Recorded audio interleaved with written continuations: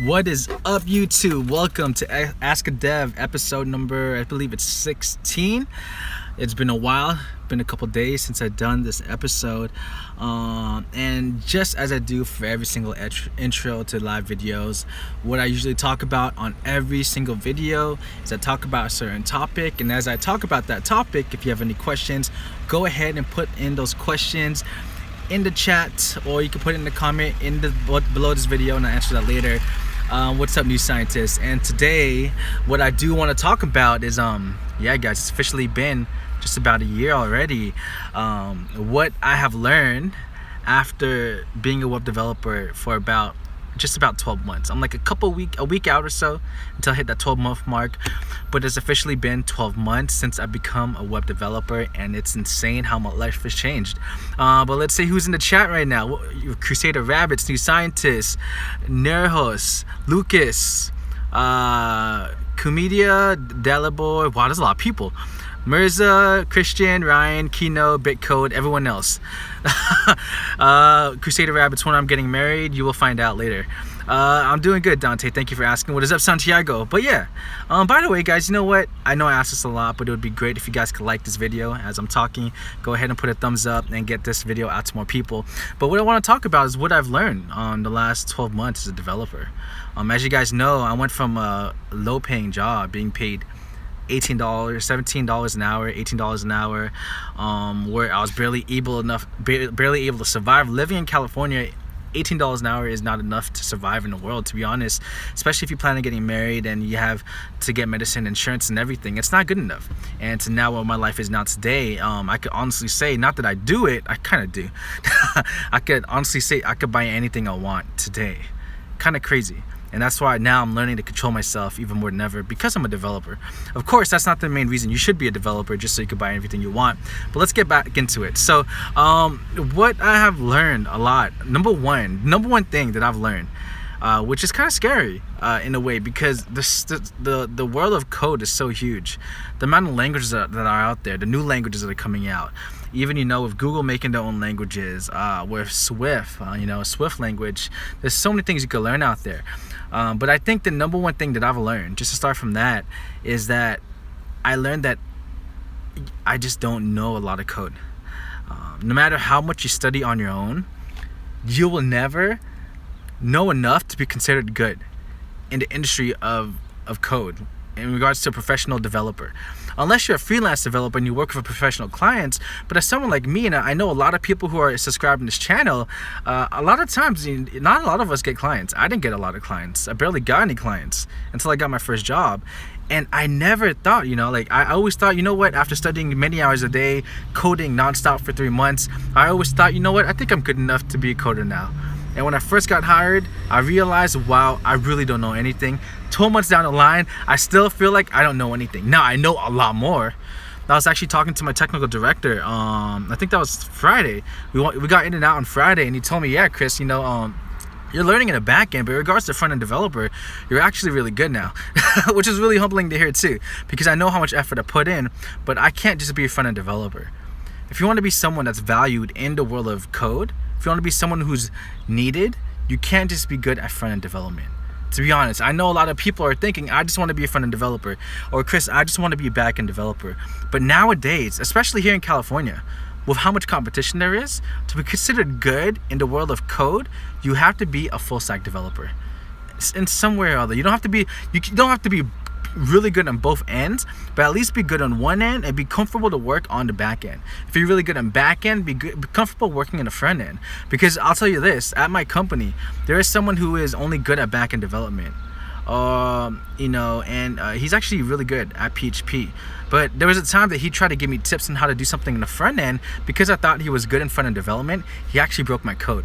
And then my senior developer told me, don't ever listen to him again when it comes to front-end development, So, it's not bad, but I think it's important to be good on both ends, but be really good on one of them. That's number one. Number two, the second thing I learned after being a developer for 1 year, the second thing I learned after being a developer for 1 year is that you have to keep learning. You can't stop. For example, I slowed down my learning in regards to PHP because of YouTube, which I regret a lot. I wish I kept doing that, and I wish I was able to balance my time better. I wish I knew how to manage my time better, because I'm extremely busy in regards to church, in regards to work and YouTube and just personal things, working out and everything else I have to do in my life, and I have a girlfriend. And so I wish I was better at time management in the past. Now I am. Now I can do everything consistently. I'm still studying code 2 to 3 hours a day now, while working out at the gym for an hour and a half, while I have a girlfriend, while I'm at work, and while I do a lot of things for church. Now, what does that require though? Okay, I don't sleep as much as other people. That's to be honest. I sleep about 4 hours sometimes, but at max I'll sleep, like, honestly, an average 5 to 6 hours a day. So what does that leave me? That leaves me with about 18-19 hours of just hustle throughout the day, every single day. You know, except last night, because I slept only, I think on Thursday night I slept only 2 hours. I went to work at 6 a.m. and I didn't sleep until 1 a.m. I slept in today and I woke up pretty late. So anyway, before I talk about more stuff about things I learned as a web developer, I want to hit up the questions in the chat, but I will continue talking about it because I've learned so many things. I could honestly talk about it for hours at a time if I wanted, but I won't do that. Maybe I'll do a part 1 today. But let's look who's in the chat right now. Dang, there's a lot of people. Again, by the way, guys, if you like this video, please go ahead and give it a thumbs up. I would definitely appreciate and love that. All right. Let's see. Yes, Crusader Rabbit. She'll be invited to a wedding. Okay, what's up, Dalibor? Dalibor said he just got Team Treehouse. Nice, man. Let me know how it goes. I'm actually using Treehouse a lot to learn PHP, and I'm learning another app to learn Ruby right now. Nice. Do you have any idea about React Native? No, I don't, Mirza, but I know it's a good language to learn. Good, congrats, Ken, on building a second website. ArrayBS21 says, hey, Chris, man, you gave me inspiration to become a developer and the confidence to take a chance without education. Thank you. Nah, man. You know what, guys? I want to talk about this too. I want to talk about this with you also, okay? I was speaking with my senior developer, you know, the child prodigy who never went to college but built everything for this company. I was talking to him, and we were talking about how really, like, it's insane. Like, you don't need a degree. Like, he's really good, and he helps me in picking up new candidates to join our company. And we're talking about how you don't need a degree to be a developer. Why? Is because when you go to school, you learn computer science, right? But in school, you learn Python, you learn C#, occasionally you learn Java, but those are the only languages they ever teach in those schools. Rarely ever will they teach PHP. What else? Ruby on Rails, HTML, CSS, and these languages are more important and more necessary into becoming a web developer than any other language out there. Unless you want to be a software developer, then yes, go for Python and C# and Java. But anyway, so, like, really, you don't need a degree to be a developer. And that's another thing I learned, actually, that I'm really glad I didn't go to school for this. I'm really glad I didn't get a computer science degree, although it would have helped in getting jobs. To be honest, it would have helped a lot in getting jobs. I don't regret not getting my computer science degree. You don't need it in this field. You just need pure hard work, you need self-discipline, and you need passion to do it. And honestly, I've been speaking with, actually, because of my YouTube channel, I have an opportunity to speak with hiring managers and people who have their own companies. And what they always tell me is, you know, it's cool whenever they have self-taught developers who are skilled, though, okay, who are skilled. Not just have no experience at all, but who are skilled, who fought to get their first job even though they had no degree, who fought to stay competitive in the field even without a degree. What they always say about self-taught developers is that they have the most passion, because you don't have someone to mentor you most of the time unless you went to boot camp. You don't have anyone to train you most of the time. Everything you do is research and discipline, and you take the longer route to learn code. But because of that, what do companies notice now is that they notice that, wow, self-taught developers are really passionate, and they always take the time to listen to them. When I had a bunch of interviews in the past, even though I was only 3 months into my company, companies would still want to talk to me simply because I got my first job without a degree. I bake websites for a living. I made websites for big companies already, and they just know that I'm passionate, and so that gives me a foot into pretty much any position I want to apply for. So yes, man, sorry I got caught off guard. Let's keep going to questions though. Who else is in here? Wow, there's a lot on here, man. All right. Oh yeah, by the way, I can't talk about it yet. I have to sign some paperwork. What is up, Ninja? Bitcode, I never believed that I could make it if it wasn't for people like you coding Trails 360. Bitcode, you could do it, man. You don't need me at all. Ninja, Chris, can you make a guide on Team Treehouse, the thing you did? You know what? I might do that. Let me screenshot this. Hold on. Boom, screenshot. I think I'll do that. Thank you. Hey Chris, did Agritari says, hey Chris, did they had patience with you at the beginning? They did. I don't think I talked about this, but I remember when I was at my current job right now as a developer, I'd literally have Team Treehouse turned on. I'll be on the website at work, and I'll be studying JavaScript. I remember learning through the JavaScript track at work, and the CEO, the founder of this company, he would walk up to my desk and say, hey Chris, what's up, what are you doing? And then I would tell him, oh, nothing much, I'm just on Treehouse learning JavaScript. Unfortunately, it was a slow time, and so I was able to do that. And so yeah, they were really patient with me, and now I am valued at the company, and I also really do value that company too, because they gave me a chance. What is up, Rafael Hernandez? Okay, New Scientist has a question. His question is this: Chris, I have a question. With your newfound wealth as a developer, how do you manage your finances better, saving, investing? Ooh, okay, New Scientist. Okay, dang. That is true. As a developer, your salary increases. Actually, this person who emailed me the other day or messaged me on Snapchat, he was a waiter making $25,000 a year. He recently got hired as a developer after teaching himself code on Team Treehouse, I think it was Team Treehouse. He got hired, and his salary went from $25,000 a year to $45,000 a year. Now, in California, that's not much because it's expensive like crazy here.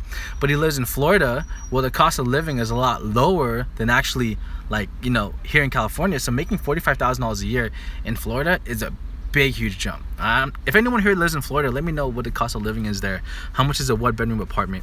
But yeah, so in regards to how I manage my finances, I haven't been able to save much at all the last couple months, actually 12 months, because I was in debt. I got health insurance. My medicine's super expensive. So what I was doing the last 12 months is catching up on all my bills. And as of next week, when I get paid, I'll be caught up on all my credit cards.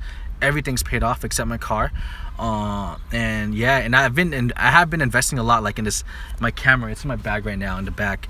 $2,000 camera. I invested in my $2,000 laptop. And so in regards to managing finances, I live more comfortably.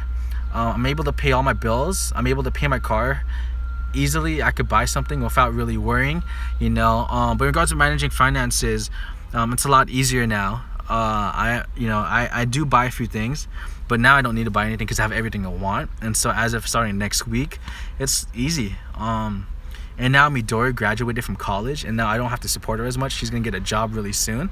It's gonna be insane. Like, I'm finally gonna be able to save, and my goal is to save up at least $20,000 in the span of 6 months, just in case something happens, economy drops, I don't know, so I can survive for a few months. And Dev's life is gonna kick off really soon. I have an appointment with this company who's gonna make all the clothing for Dev's life, and I'm gonna make the website, and it's gonna be crazy. So yeah. All right, let's keep going. But I think that is a good question. When you do get hired as a web developer, because you get paid a lot more than you used to, you kind of go all out the first couple months, which is what I did. Don't do that. Don't do that. All right, Denny's asking, hey Chris, I'm 20 years old, front-end developer. Do you know where I can find projects for front-end because I'm learning for a year, but I can't find any good place to work? You know what? I want to answer this. I'm going to make a video next week on what good projects you can make. I'm working on making an app in Ruby right now. It is a quote generator. I'm making a quote generator in Ruby right now, which is pretty cool. I'm just making it for fun because I want to make something. And so I'm working on that. I'm probably going to finish it by the end of next week, and I share that with you. So along with other projects you can work on as well, which will help you a lot, actually. Things I really believe will help you get a job in the industry. But you have to think of what niche you want to go into also. You can't just make like a to-do list and you're trying to get into a tech company. Anyone can make a to-do list with their eyes closed, their hands tied behind their back. They can make it in their head without even looking. And so what you have to look at is really depending on what industry you want to get into, what you should make too. All right, Nerhos is asking, hey Chris, what do you usually do when you face some errors on your end, and do you have difficulty finding them? Whenever I have an error, what I usually do is I slam my head on my keyboard and I cry. Sometimes I'll yell I hate you to my computer. Sometimes I'll yell I hate code. It's a pain in the butt, man. Whenever you see an error, it's frustrating, but it's one of the best feelings in the world to solve a bug. You sort of like get this high. You know, it's like when I'm working with PHP right now, and when you solve a bug, you get this high because you fix it, you ship it, and you know that you solved the problem. And when you it's on our Git. We don't use Git, we use Bitbucket. And when you push something out and everyone approves of it and it gets shipped out, it's called a hot merge sometimes. Like, it's just the best feeling in the world. It doesn't beat. It beats Korean barbecue, and that's my favorite food in the world. All right, let's keep going down. I want to go through these questions even faster, so let's keep going down. Does anyone use blue light blockers while working? No, Crusader Rabbits, no one does. Dante, W3 Schools is actually really good for learning JavaScript. Jenna uses Treehouse and Free Code Camp. Yep, those are two legit sources of learning code. Black Knight Coding. My degree is not in CS. I learned only from online courses.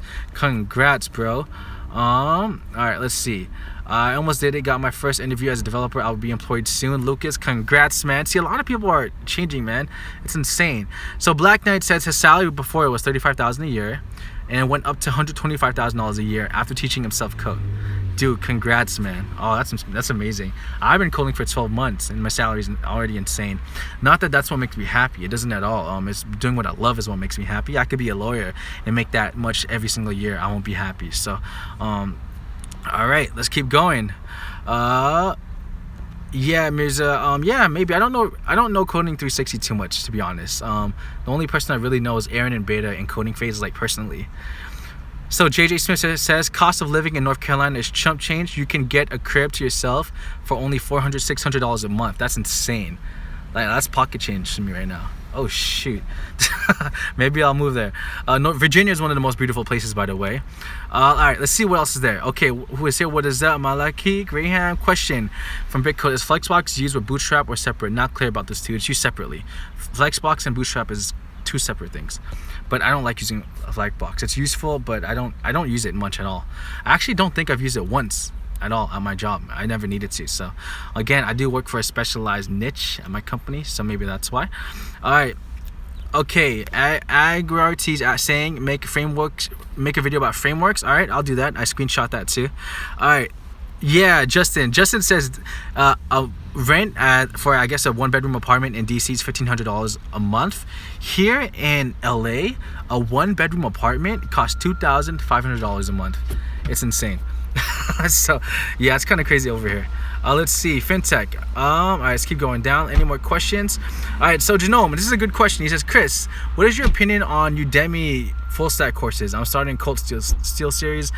I've never used Udemy, but from what I hear from coding, from Coding Phase, Udemy is the way to go. I've never used it, but personally, I would prefer Team Treehouse. But I guess I'll make the announcement here. I am actually about to work with a boot camp. They just gave me access to the boot camp to take all their online the course, not all of it, some of it as of now. They gave me access to take their online courses for free. I started it last night, and it's pretty legit. That's where I'm learning Ruby. I'm learning a lot. They're teaching me how to use a terminal better. Because I'm a front-end developer, I never had to work with the terminal or use the command line. Now I'm using it, and I understand it really clearly now. And I can't wait to talk about them because I'm just excited. I'm learning a lot for myself too, and this is great. I can't wait to talk about that with you guys. Okay, New Scientist. Chris, does salary for web developers jump up a lot per years on the job? I think it depends on the company. My company is not willing to do that. No way. My company, it's a small company. They're not willing to do that, although they can afford it. I think they can. Instead of giving me a raise or other people multiple raises, we're just taking in more people. But with larger companies, yes, definitely. Because you're a large company, because large companies depend on developers so much, they have to give you a raise. Why? Let me tell you the difference, okay? This is something I talked with my tech developer. This is something that you guys really want to you guys better make sure you're listening to this. So my tech developer or technical director, my manager, what he told me was this: Chris, you know what, to be honest, we would rather have you stay here and be good and learn and be good at back development than to take in a senior developer from someone else and pay them more. But why would they rather do that? They would rather do that because I already know the system. I know where all the folders are at. I know how to work the servers. I know how to get through something quickly. But if they would have taken a senior developer, it would take months for them to even learn everything. Does that make sense? And so what do they do at bigger tech companies? What they usually do is that they actually give them raises every single year. Why? Because they don't want to lose you as a developer. They want to keep you interested in the company. They want to keep you at the company because it's so much easier to keep someone who already knows the system than to hire a new person and train them all over again. Even if they know code, every single company is completely different in how they work everything. And it's just too much of a pain in the butt. And so, yeah, they do occasionally give raises. Not at my company, though. Maybe every 2 or 3 years. So, yeah. Again, but yeah, anyway, let's go back. I want to keep talking about what I've learned, guys. I'll get back into it really soon, okay? But anyway, if you guys are watching, I would really appreciate it if you could go ahead and like this video. It would mean the world to me and get my content out to more people. So I do love that. All right. Let's see. Robin is asking how to get confidence in coding. You just keep doing it knowing that you'll never learn everything.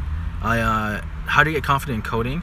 You get confident in coding, I guess, by watching videos, which was what I do. I watch a lot of Gary Vee, which gives me a lot of confidence in everything in general. But I think you have to understand is that you won't be good in coding until many years from now, even when you become a web developer.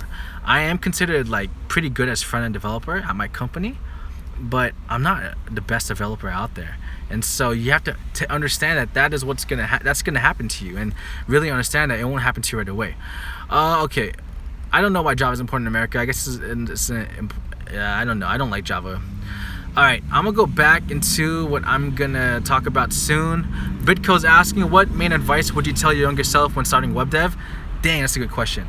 What would I tell my younger self in starting web dev? You know what? Hold on, let me screenshot this. Alright, a lot of people don't watch all my videos, so I'll talk about that here and I'll make a video about it. One thing I wish I